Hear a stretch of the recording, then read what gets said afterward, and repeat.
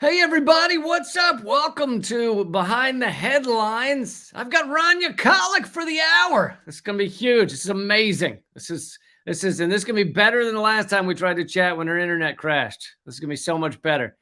Thank you so much for being here, everybody. Please click subscribe if you haven't. Click share, click thumbs up, leave a comment. Even if your comment is I have nothing to say, it helps with algorithms and shit. Our Lord Almighty, the algorithm. So do all of that, and I think we'll just jump into it. I am being joined now by the co-host of Breakthrough News, Rania Khalek. Hello. Hey, good to be on with you. How are you? It's good to see you again. I'm doing all right. Yeah, How about you? I'm glad. Yeah, I'm good. I'm good. Internet's going great. Yeah. Yeah, I love it. I mean, it speaks to how busy both of us are that after that crash, we were like, you know what? Fuck it forever. Yeah, forever. Never again. I guess I'm just never going to see Lee again. That's it. Yeah, that's Internet's it. over. Internet's over. But yeah, it. I guess we're both outside of the US, right? I am for the moment, but actually, I will be moving back in like a week. So. Oh, really? You're going back? Yeah, Cool. yeah. Are you excited? Are you excited? You say that like, why would that happen? Yeah. Well, I mean, I hear that. But like, are you excited? I'm actually kind of curious, like when people leave for a while, when you go back, do you have like a culture shock or? Yeah, it might be culture shock. No, I'm excited. I need to see the people there, and I always knew that's in my for my world, that's the front lines of the fight. So I knew I'd be back. So. Yeah, it's like the front seat of like empire, right? It's as George Carlin said, if we're on a what is it, circus roller coaster, and circus, I guess. And if you're in America, you got a front seat ticket. Yeah, front row seat. Yeah. I want to start. We're going to get into all the topical stuff about Syria, China, Ukraine, but I wanted to start by just kind of things. Even though I've known you for years, I've never really asked you how'd you end up here? How'd you get into journalism? It's an interesting story because it's not that interesting, but it's ironic because I actually didn't study journalism in school. Like I have a degree in something completely different.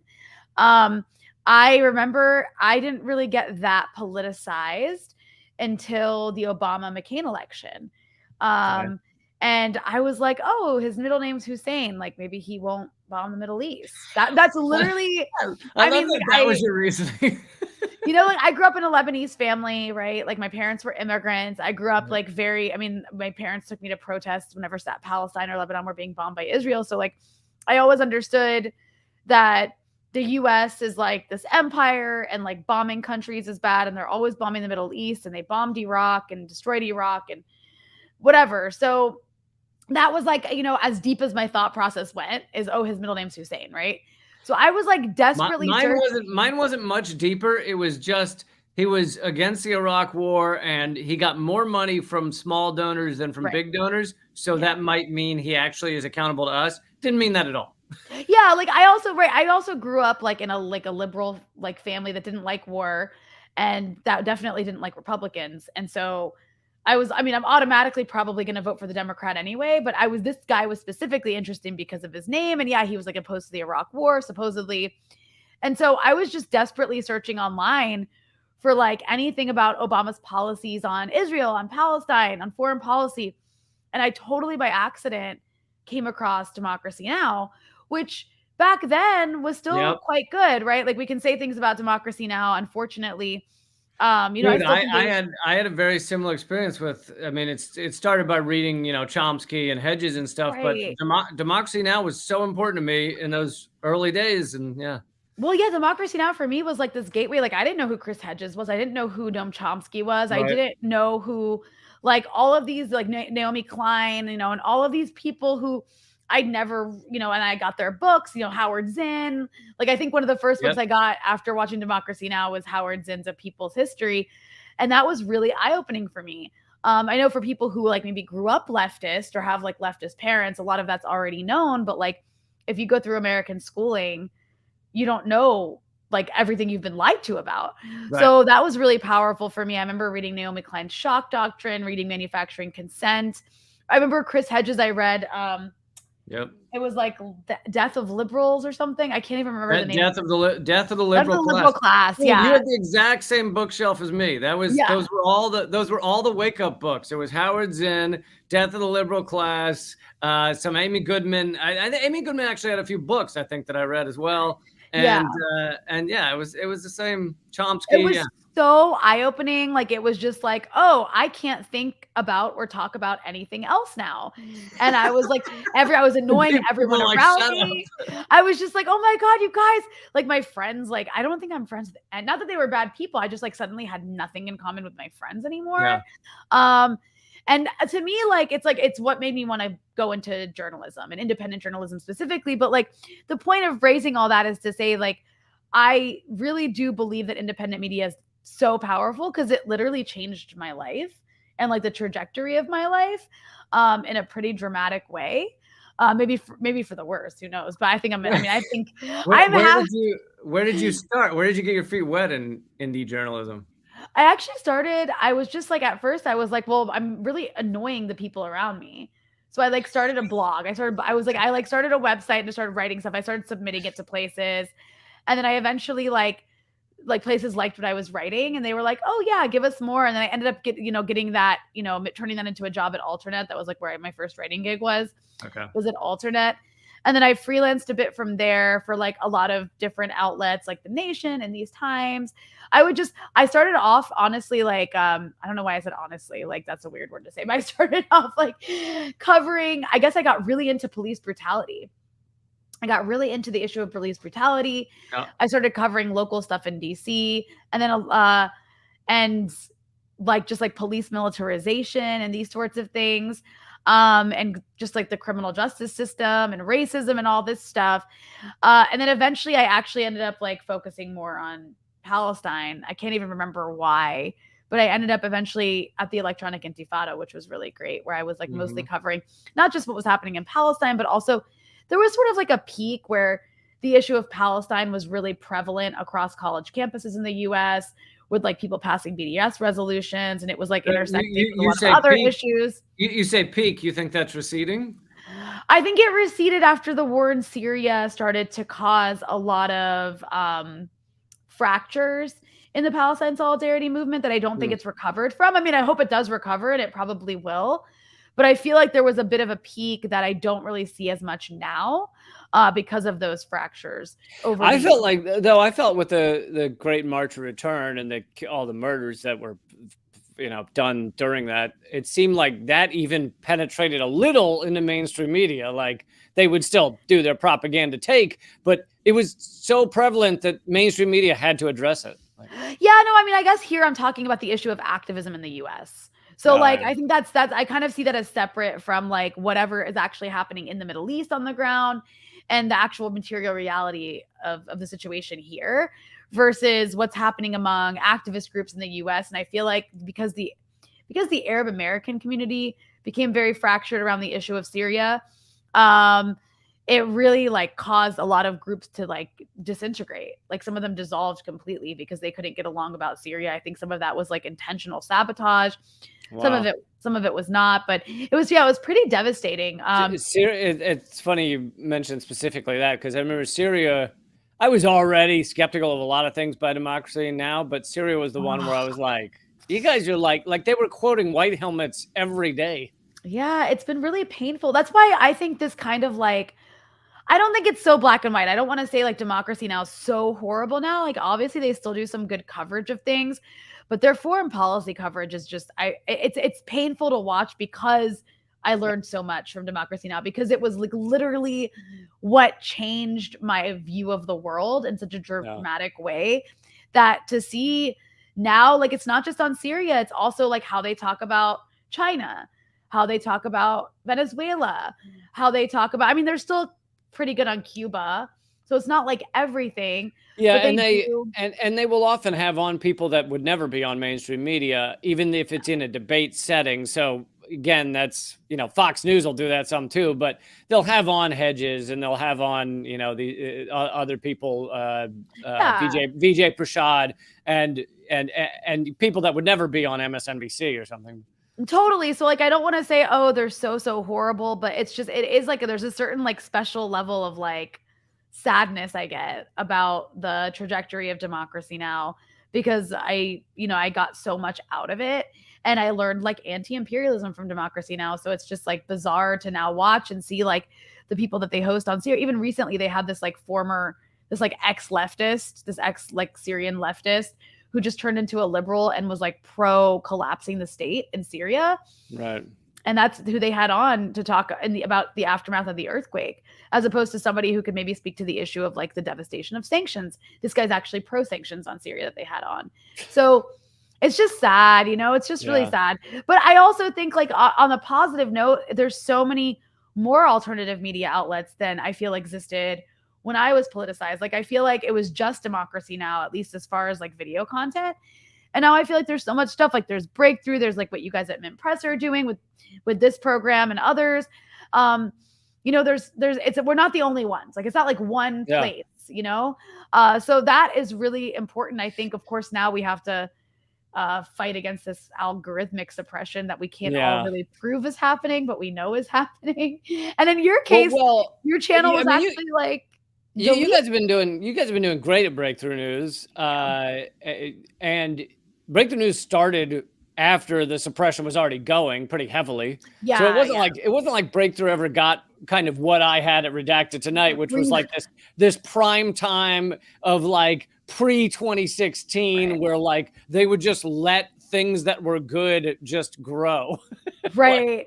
Like it's like if people actually like watched and liked it, like it would grow organically. Yeah. And then now it's like we can all see it, right? It's not just on YouTube. It's like you have this issue on Facebook and Twitter as well. It's like you were just growing and growing and growing and growing nonstop for years and years and years. Yeah. And then suddenly there's like no more growth. I've been like stuck at the same number on Twitter for like the last year or more. And I'm like, okay, like I'm not trying to complain that maybe, okay, it's very possible that I'm just not as well liked or as popular, but it's also very unlikely you would go from gaining so many followers all the time to like just stagnating.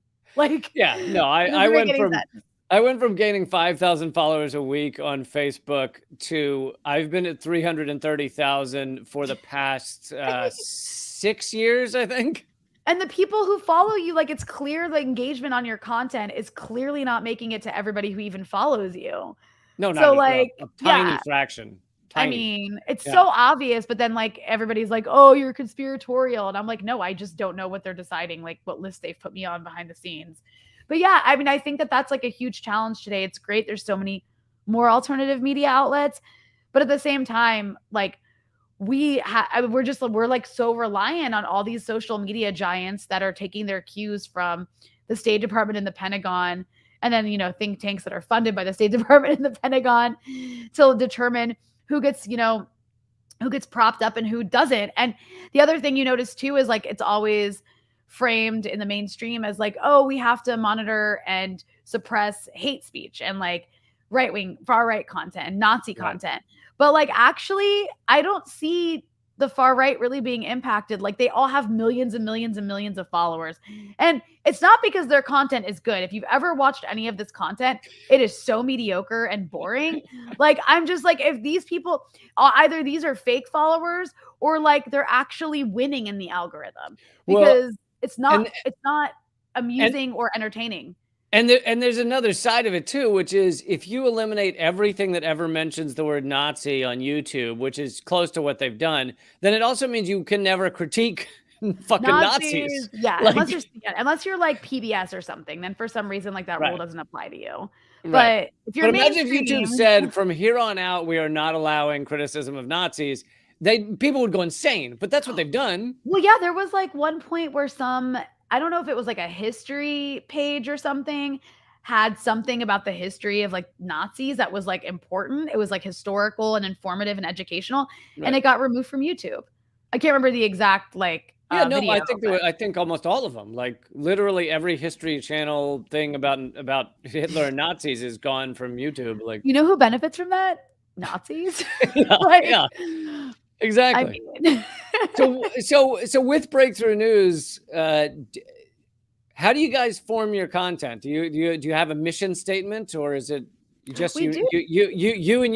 You and Eugene and everybody know what is good shit, and you go after it. We just know, yeah, actually, I feel like in a way that's kind of what we all do, isn't it? Yeah. But yeah, of course we have like a mission. I'm like going to our website now to read the mission because I don't know it by heart. I know what I don't know. I mean, I understand the general idea of it, but I want to give it justice. We do actually have like a reason for existing. Live on Behind the Headlines, Rania Khalek finds out what Breakthrough News is about. Exactly. So here, who we are. Let's see. But no, I just want to do it justice. Yeah. Basically, like we're about promoting like working class anti-imperialist issues, but like from the perspective of people on the front lines. And from like the movements that are actually involved in pushing for things. I mean, we all have like, we have different ways of carrying out that mission. And of course, one of them is like my program. I host a show on Breakthrough News called Dispatches, which is, about an episode or two a week of I'm trying to coordinate to get Lee on, by the way. Lee, I haven't had you on Dispatches yet. Have you ever reached out to my people yet? I'm trying. Yeah, I'll have my people because we both have people, right? But no. I mean, it's really. I feel really like privileged that I have that I have like a platform to basically like I do these long form interviews with journalists, activists, academics, and various kinds of like intellectuals. I recently was very proud. I got to do a sit down interview with the second in command of Hezbollah, Sheikh Naim Qassem. Oh yeah, that's right. I opened the year with that, which was that was a big deal for me because Hezbollah doesn't usually give access like that to Western journalists or journalists in general. So that was a pretty cool experience to give like a platform to a figure who, like them or not, like they're a really important organization, movement, political actor in Lebanon and across the region.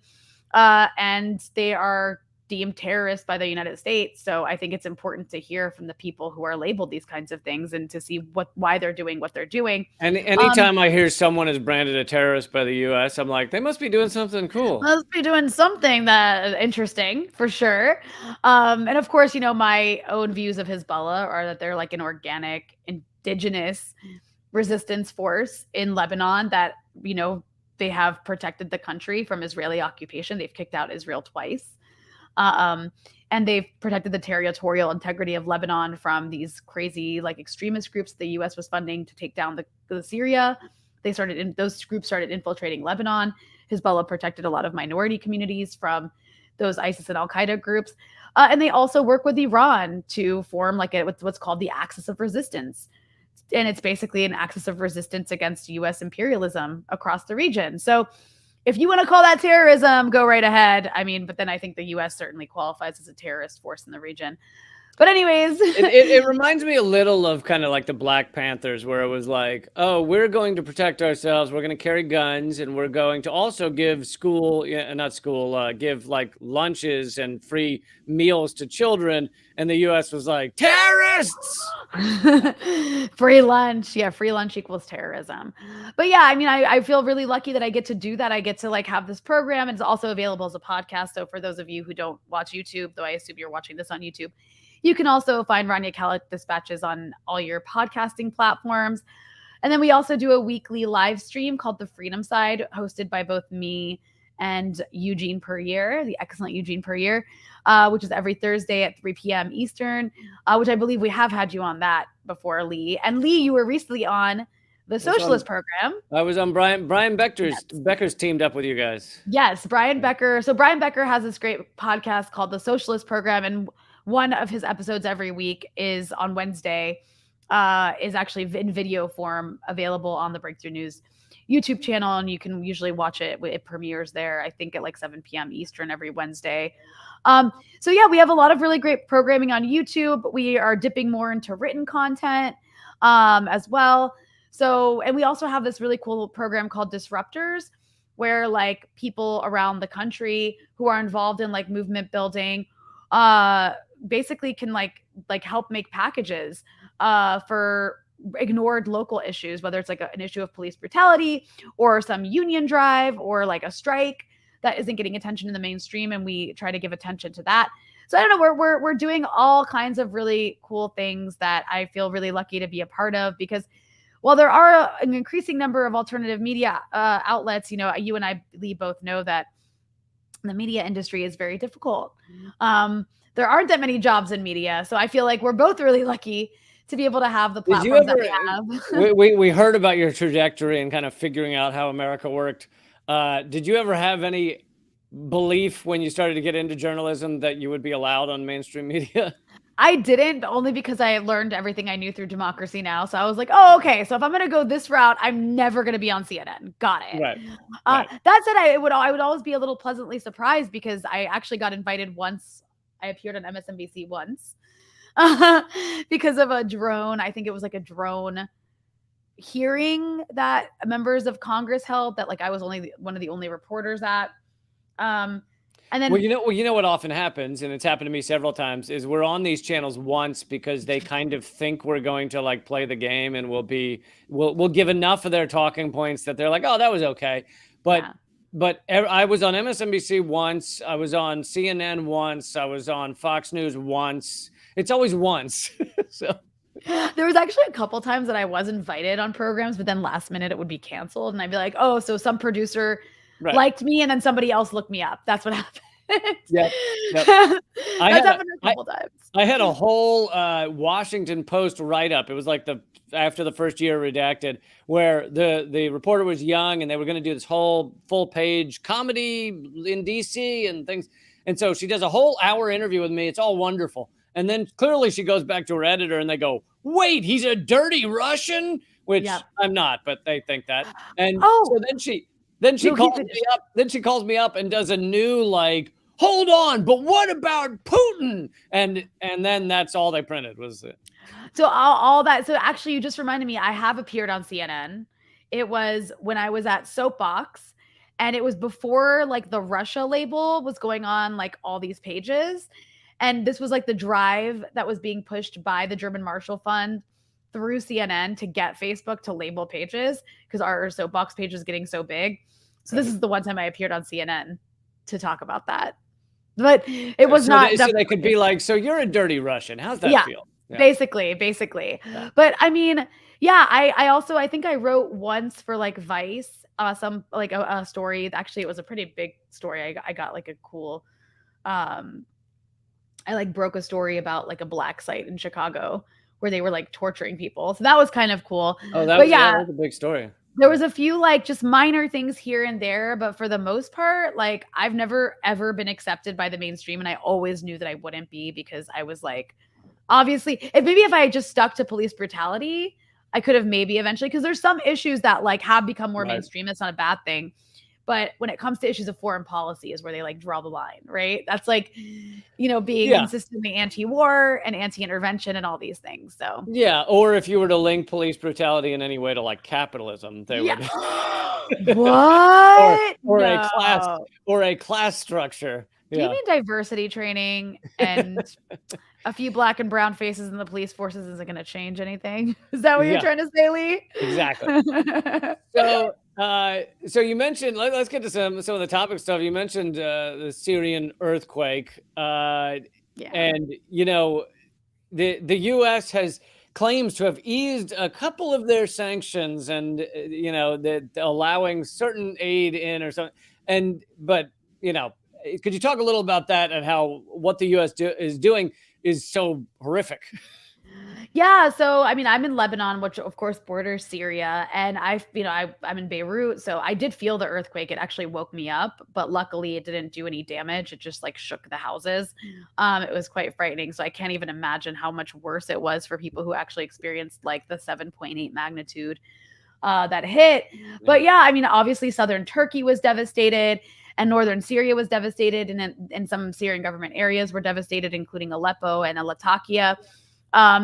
And Syria, on top of having this war that was imposed on the country, you know, we hear about it in the West as being like a civil war, when in fact it was a like US, Saudi, Emirati, Turkish backed attempt to collapse the country and by basically arming and funding a collection of extremist groups that were affiliated with Al-Qaeda and ISIS. I mean, the reason ISIS took over large swaths of Syria and Iraq is because of what the US was doing in Syria, making those very groups stronger, right, to oppose the government and collapse the state. And so there was that devastated the country, that war. But on top of that, over the years, the US was enforcing and imposing harsher and harsher sanctions on Syria. And the harshest set of sanctions they passed was called the Caesar Act in 2019. This was bipartisan legislation that basically puts Syria in like a position where it's isolated from the world. You can't do any economic transactions with Syria, including its neighbors. I mean, the Caesar Act actually imposes secondary sanctions on any countries that do economic trade or transactions with Syria. So basically, Syria's own neighbors, which are very weak countries, fragile countries like Iraq and Lebanon, they do less business or no business with Syria, no trade with Syria, because they don't want to be subjected to U.S. secondary sanctions. They can't afford that, right? And so, one of the results is 90% of Syrians are below the poverty level. Yeah, so Syria, I mean, this is really important to understand, is that before 2011, Syria was one of the most successful countries in the region in terms of its economy, in terms of its just like basic living standards. It had one of the best medical sectors. That was, by the way, free. Medical care in Syria was free. And now today, the medical sector has been completely hollowed out because of sanctions. It had, Syria produced almost all of its own medicines before the war and before the sanctions because it had these huge pharmaceutical factories it had invested in. Today, it's completely reliant on importing medications, many of which it cannot because of sanctions. I mean, even though the U.S. says that sanctions don't obstruct humanitarian aid. Humanitarian aid is exempted. This is a lie. They're targeted. They're targeted. They only hit Assad and his family. I mean, in this case, actually, like they can't even make the argument that they're targeted because when you sanction a country's central bank, you are sanctioning everyone in Syria. Like that means I cannot send any money to a single Syrian. Like just the mere fact of being Syrian in Syria makes you a criminal almost in terms of international finance. So every Syrian is sanctioned. It's pure collective punishment. And on top of that, I mean, all of Syria's ports are considered like terrorist hubs. So as a result, like nobody can get insured because of sanctions. Nobody can get insured. That's why so few airplanes land in Syria, because airlines cannot get insured because they can't do business with the Syrian government. The same goes for ships. Ships can't get insured. Trucks can't get insured. So just bringing in materials into the country, whether there's humanitarian exemptions or not, almost doesn't matter. Right. On top of that, these sanctions and the Caesar Act, the whole point of them was to make it impossible for Syria to rebuild. Because the idea, and this is what American officials have said, the idea was to use the rubble as leverage, right? So against Assad, use dead children as basically. Basically, so Syria's been unable to rebuild. So, okay, so like let's take most of Syria's food insecure now. Syria used to produce most of its own food. Now most of Syria is food insecure. There's almost no electricity in Syria for two reasons. One is lack of spare parts. In order to maintain infrastructure that like power stations and the kinds of things you need to like give electricity to the country, you need to constantly maintain the equipment, and you have to have a constant constant stockpile of spare parts. Most of Syria's electricity infrastructure was built using German equipment. So after the sanctions were put into place, most German companies that build this equipment refused to honor their maintenance contracts. So Syria ran out of the spare parts to continue to like maintain its infrastructure, its power infrastructure. So that's one thing. But the other thing too is you need fuel. You need fuel to fuel your power stations. Syria actually produces, it has oil fields. But the US and its allies in the Syrian Democratic Forces, which is basically another word for the YPG, the Syrian YPG, have basically occupied Syria's oil fields. So they deny Syria access to its own oil, and actually they end up selling that oil through Iraq in order to fund the autonomous Kurdish administration in the Northeast. And so the U.S. is occupying Syria's oil fields, occupying Syria's most fertile land where all the wheat is grown, and denying the Syrian government access to that. So contributing to this food insecurity where now the majority of Syrian children are eating one meal a day. So you have very little electricity in the country. The government doesn't have hard currency to actually purchase fuel, and they're sanctioned from purchasing fuel from abroad. I mean, the only reason Syria even has a few hours of electricity each day is because Iran is like sending ships with fuel. That's it. But Iran can only do so much. So this is before the earthquake, right? Yeah. There's no electricity. It's really cold. People don't have food to eat. They don't have heat in their homes. They're not going to school because there's no fuel to heat the schools. There's also no gasoline to get people to school, to get buses, to get kids to school. Now add an earthquake on top of that, right? Now you've got so much devastation. And even in the immediate aftermath of the earthquake, like first responder vehicles need gasoline to get to sites to try to dig people out of rubble. So if you already have a lack of gasoline before, you can imagine how that would impact the ability to respond after, plus the medical sector. I mean, hospitals don't even have electricity all day. Imagine that. And imagine all the injuries you're treating. And everything you're saying is why I called it on one of my live streams. I called it an American-made earthquake, and I was like, I mean, it's like look at like the U.S. didn't make the earthquake, but the reason it's so deadly. Well, look at southern Turkey. Look how disastrous the earthquake was in southern Turkey, and all of the horror stories and the death toll we've seen there. And then imagine how much worse that would have been had there not been an ability by the state to actually respond and the medical sector to respond.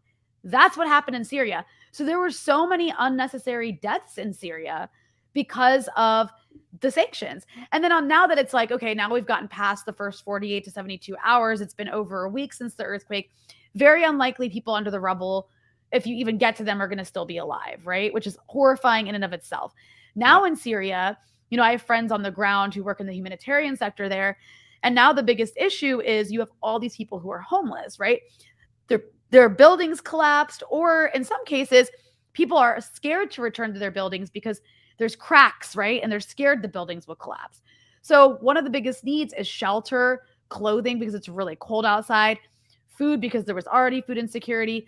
But on top of that, they need to be able to dispatch engineers to come and survey the damage so they can figure out which buildings people can in fact return to and which structures are not sound and people shouldn't return to. But they don't really have the capacity to do this as quickly as they need to. So people are like unnecessarily suffering just outside in the cold. I had one friend tell me he was in Aleppo a few days ago, sort of surveying the damage. Him and his colleague were driving around in a civilian car, and people, not even beggars, like every, you know, city has beggars, but just people are living on the streets. They're approaching the vehicle, like asking, where's the aid? Do you have any money? We're really desperate. So that's a situation inside Syrian government areas right now. And the US did issue this like general license, meaning the US Treasury Department is giving this general sort of humanitarian exemption that will last until August. So for like 180 days.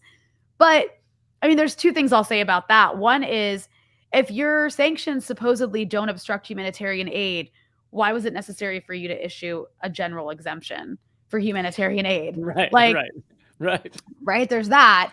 But then there's also the fact that, according to people I know who are working in the humanitarian sector, it really hasn't resulted in much of a difference, because it's not like it lifts the sanctions off the Syrian central bank. Like, the problem in Syria isn't that humanitarian aid is directly sanctioned. It's that there are so many sanctions on every part of Syria that it's impossible to get money and supplies into the country quickly. And on top of that, it's like there's a chilling effect. So even with humanitarian exemptions, which do exist, you can apply for a humanitarian exemption. It can take a few months, but you can apply for one. But then banks, companies are still unwilling to actually deal with anything involving the word Syria in it, regardless of any sort of humanitarian exemption, because they don't want to risk a sanctions violation, because that can result in humongous financial penalties that most banks and companies decide isn't worth it. So, you know, it's like Syria's under a worse blockade than Cuba, which is saying a lot. Yeah, it's just a horrific scenario, and it's completely shameful. Like, it's completely shameful. Yeah, these are sociopaths, and the fact that they can sit there and say, "Oh, well, killing all these children," as Madeleine Albright said, is worth it.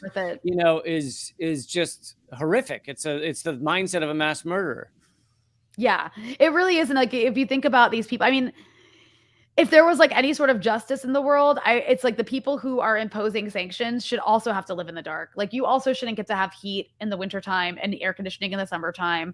But all of these people, they wear suits and they work in fancy offices and they make these decisions that affect the lives of tens of millions of people and immiserate tens of millions of people and actually kill people. And they like go home to their families in their comfortable suburban like homes in Northern Virginia and DC and Maryland Yep. and like have dinner around the table with their kids and pretend like they're not doing anything that is literally resulting in mass murder. Let's move to Ukraine for a few minutes. The big story a little over a week ago, is Seymour Hersh's revelations about exactly how the U.S. I think a lot of people thought it was the U.S., but exactly how the U.S. Bombed, took out the Nordstream pipelines. Your thoughts on whether that was a great idea? For the US, it was, I guess, if I'm the imperialist. Well, except that it puts us on the brink of nuclear war. But. Well, yeah, it depends how you look at things, I guess, because there also is this mentality in the US that I guess nuclear war can be won or something. But anyway, Right. I mean, yeah, no, this is, I mean, it's horrifying. I think what was really interesting about that report is the reaction to it. Like you had actual officials in the US government. I think you had Chris Murphy like tweet directly in response to Seymour Hersh's article being like, this is nonsense and he doesn't matter. And then you actually like you had Ned Price. They were calling him a blogger. Yeah, a blogger. Yeah, Seymour Hersh is a blogger. Like he's not like a award-winning investigative journalist who's been around for decades and has uncovered like massacres. Not like that's who he is. Yeah. And then you also had like a German official responding to it and saying it was nonsense. You had the media completely ignore it. I mean, which wasn't surprising though, because, you know, after the Nord Stream 2 pipeline was sabotaged by what seems to very well be the United States and I believe Norway, like for the first few days afterwards, it was this big story and they were trying to pin it on Russia.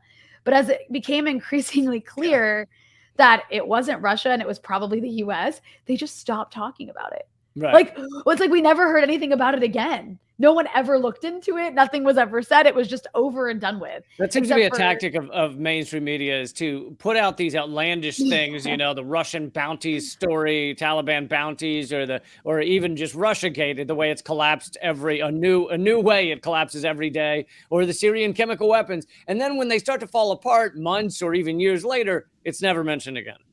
Right. And it's like, and of course, now that Seymour Hersh has this article out, like, I don't even think it's received any mainstream coverage. All I've seen is just a few blue checks, like tweet out some sort of like snide comment about how Seymour Hersh apparently it's like, you'll see this, like everybody's like, oh, after that Syria article, because, you know, Seymour Hersh, the other thing about this is he had to do it at Substack. Like this is an award-winning investigative journalist who's uncovered atrocities and government wrongdoing repeatedly throughout his career, is very well respected, but somehow, like, because of his reporting on Syria, he's just been completely blacklisted. He was pushed out of all the mainstream outlets, and you know, I think it speaks for your and my chances of really ending up at the mainstream media, right? Yeah, I mean, Seymour Hersh is basically what he has is he has sources inside the Pentagon that help confirm stuff for him. Like, and that's not good enough, apparently. You can only have anonymous sources in the Pentagon that matter if you're like the New York Times and they're feeding you what they want the public to hear. Right, for the most part, but yeah, he has those legit kind of sources where they're actually revealing like, something the U.S. doesn't want to know. Because they're worried about the broader context. There are people inside the Pentagon and the U.S. military who don't want nuclear war and who also didn't want like us to go to war with Russia and Syria. Like there's reasons. I mean, it's not like they have to be raging anti-imperialists or leftists to feel that way. Actually, it's like, that's why even Henry Kissinger has a fairly decent position on the escalation in Russia, because he's nuclear war is bad. That old war criminal was propped up out of his melting flesh chair he sits in and said that we should not have a war in Ukraine, proxy war in Ukraine. Yeah. Let's move on to China's dastardly balloon surveillance. Any thoughts? I mean, so here's the thing. It's very possible that was a spy balloon. But if it was, why would they need a spy balloon when we all have satellites? China has satellites, the US has satellites. I don't know. It's totally possible because countries spy on each other. But you know who spies on more countries than like anybody else? The US. Like the fact that a balloon made the US act this crazy, they're like, this is a violation of our sovereignty. And I'm just like, what do you call your armed drones? Like that go around and just bomb wherever they feel like. And the US has hundreds of bases surrounding China, whereas China has a total of 1 military base outside of China. And now it's like the US is now just like shooting down random things. I'm a little bit worried to fly around the US now because I'm worried. I mean, you see what some of these Congress people are Definitely saying. don't go on a hot air balloon ride. No. I think people should all refrain across the United States from hot air balloons. Yeah. But moreover, I mean, you have these Congress people who represent Lockheed Martin and Raytheon, and they're just like going on Sunday morning news shows trying to advertise for more defense systems in the US so we can shoot more things down. I'm like, so are you just going to go to war with your own airspace now because everything's a Chinese balloon? I think it's quite possible that, so they've said that several of these balloons crossed America under Trump when Trump was president, and no one mentioned it and it didn't matter.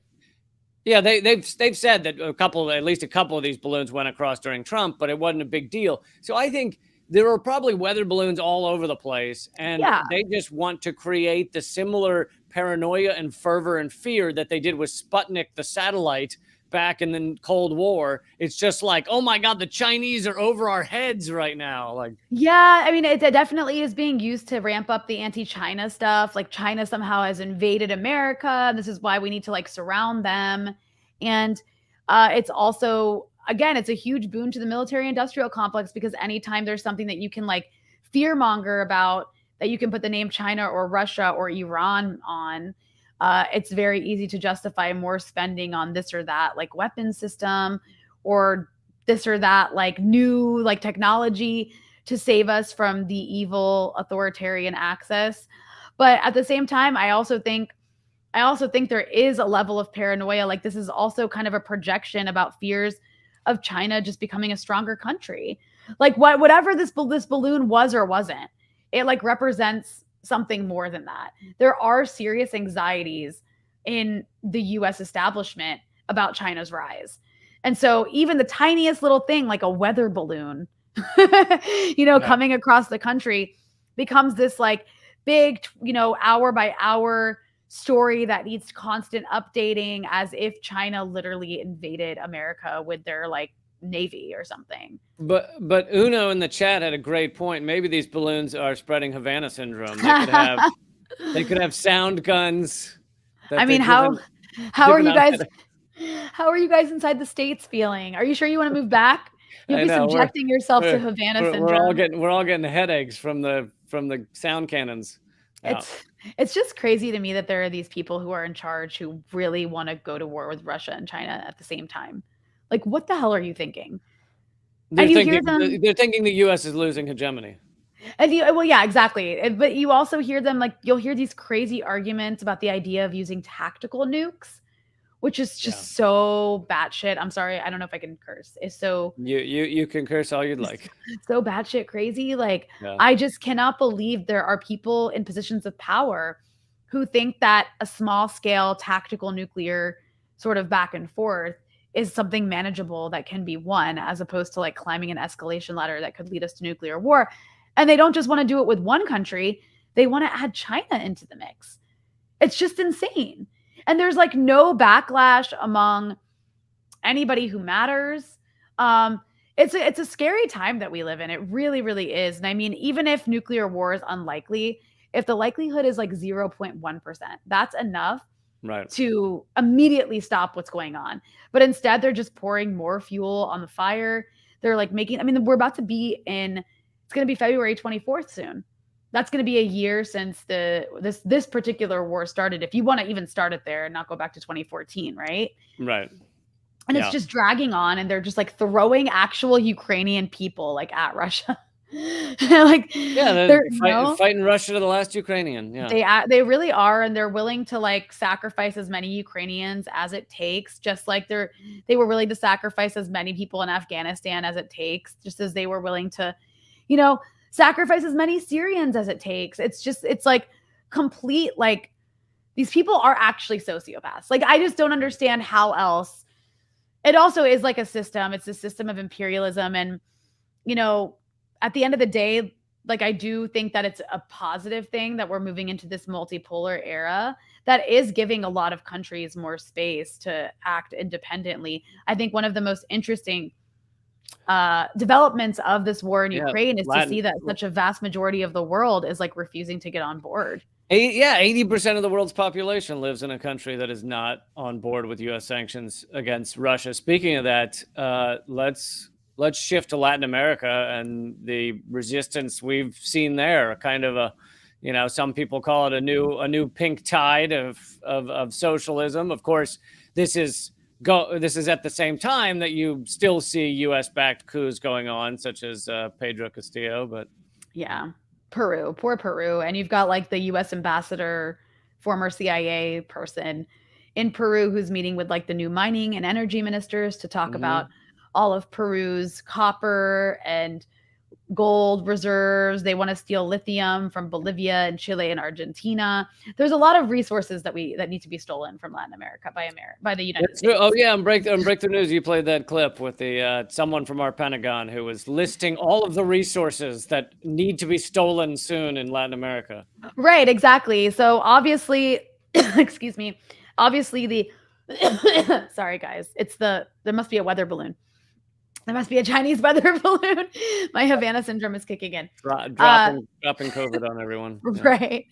So, no, I mean, I think it's definitely interesting what's taking place in Latin America. You have so many new, I wouldn't say entirely left wing. I think that might be a strong term, but progressive and left wing governments have come to power over the last year or two in Honduras and Colombia. I mean, I think Colombia is one of the most significant developments because for so long, Colombia has had a right wing, like ardently pro-US and anti-Venezuela leader. And now you have a Colombian president and administration that's very progressive, that has normalized relations with Venezuela, which is a huge game changer because Colombia and Venezuela neighbor each other.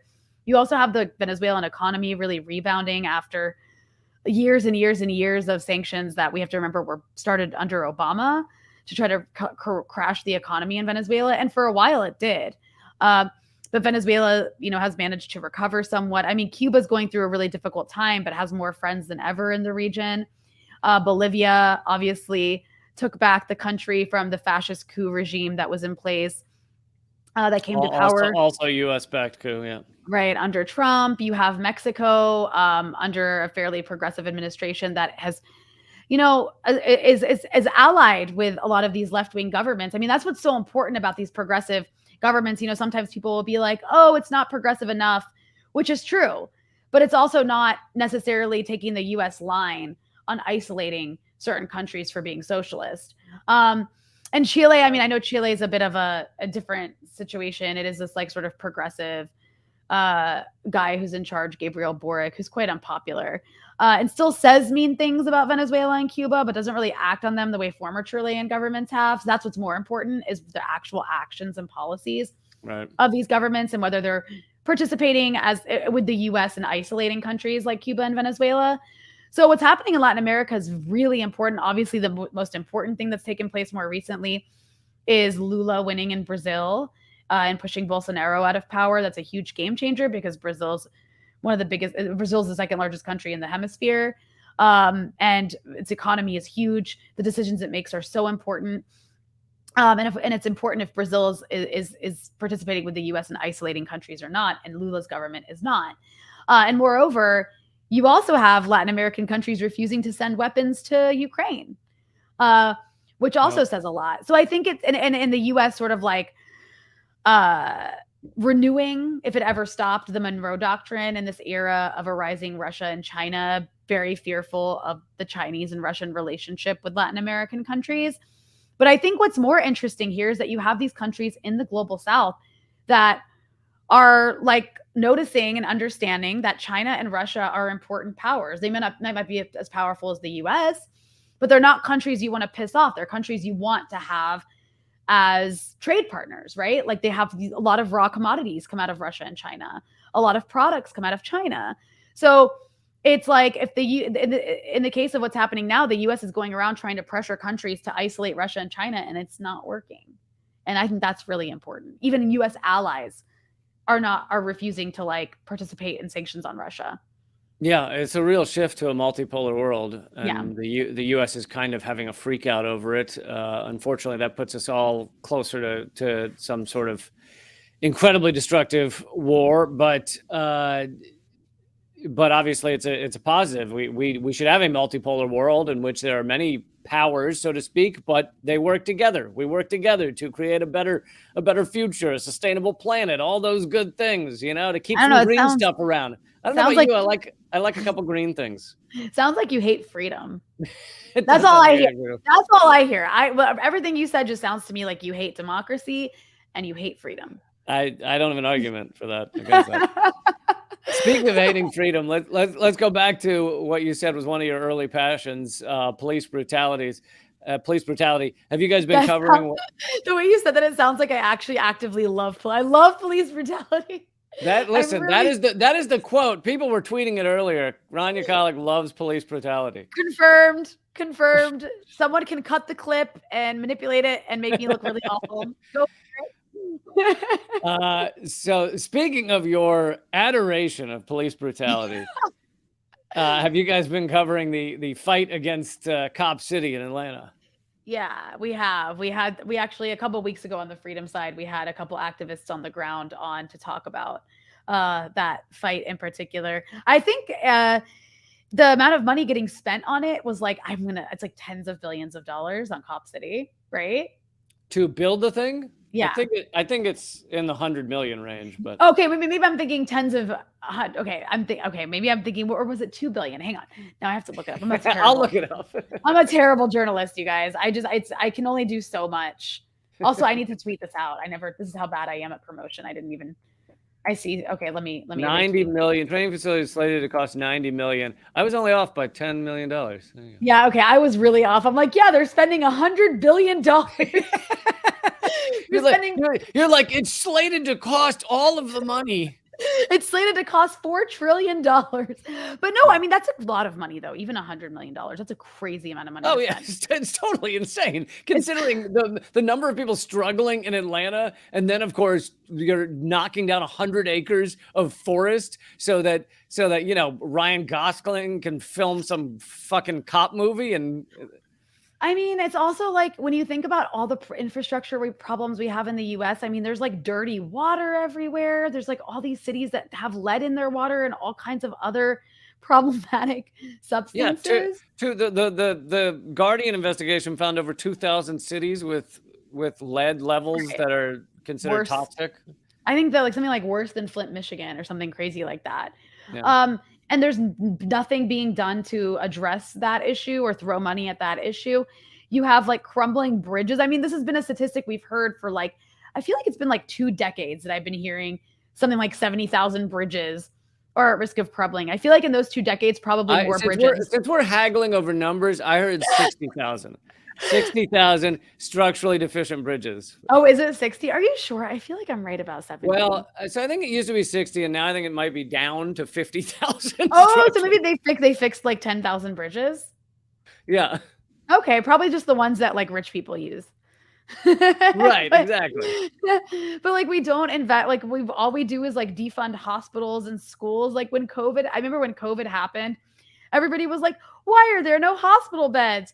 And one reason is that the federal government like enforced this policy for efficiency under Obama that like hospitals are businesses and they should be 90% full at all times. Yeah, they shouldn't be businesses. No, they shouldn't be fucking businesses. So they got rid of hospital beds across the country. They were like, oh, they want to always be operating at 90% capacity. Otherwise, you have beds that aren't being used, and that's a waste of resources. Yeah. So when COVID happened, everybody was like, well, why are there no hospital beds? Because we got rid of them on purpose. Right. By the way, they now claim it's down to 46,150 structurally deficient bridges. Okay, so I mean, I guess I can sleep slightly better at night when I'm living in the US about the bridge issue. Because that's concerning that it's if there's 10,000 bridges at risk of collapse, like there shouldn't be any in the richest country in the Yeah, world. I Like know. that shouldn't be a statistic that we need to even look up. You should Right. just have bridges that aren't going to collapse. Right. Like it's not that and we I mean it's not like the US, it's not like people don't pay taxes. Okay, let me correct that. It's not like working class poor people and poor people don't pay taxes in the US. The US tax rate is quite high on people who are just like average citizens and Absolutely. And would on get top of nothing out that, of it. the US can print as much money as we want. We've proven it with the Pentagon, $1 Yeah. trillion a year. We don't need, like, even if people weren't paying taxes, we could keep printing whatever we wanted. Yeah, because we're the global hegemon and nobody's going to question like how much money you print because the dollar's always going to have value as long as you have this massive military apparatus and as long as oil's being sold in the dollar. So Right. like all this idea of like, yeah, we can't print more money, we can't afford. But regardless, it's just amazing that we're willing to give all this money to like a cop city as if you even need it.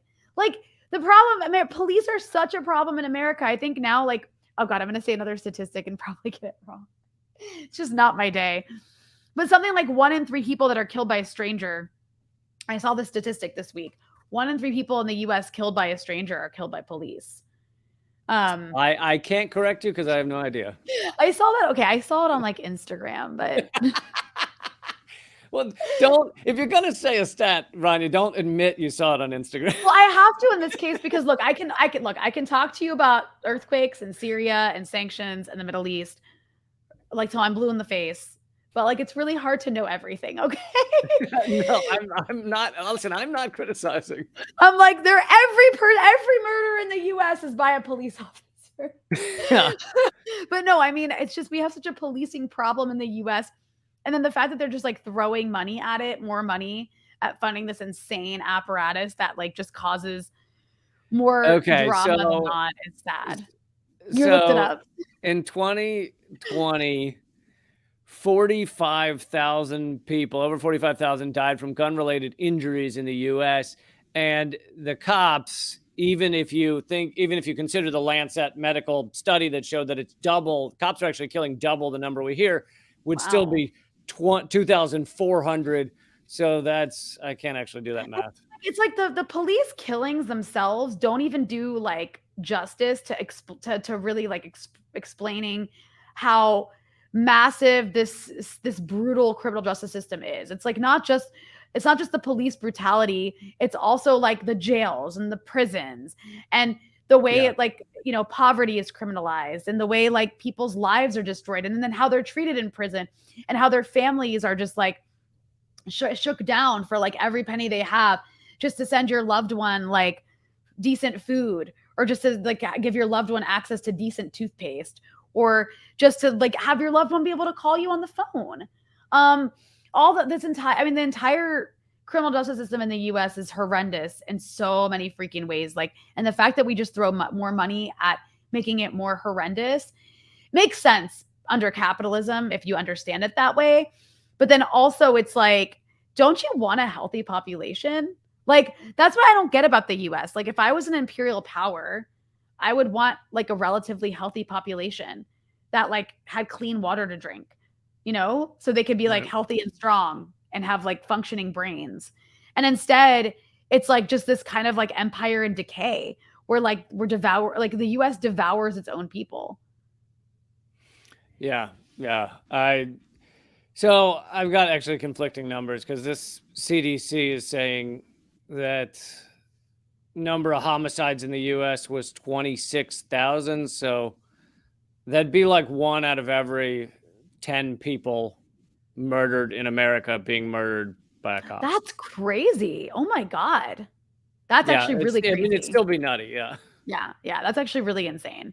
I mean, not to mention, that's like a whole other issue of like all the US right now, like you've got this whole attempt by the mainstream media to drum up this idea that like the crime rate is rising, but it's just as bad as it's ever been.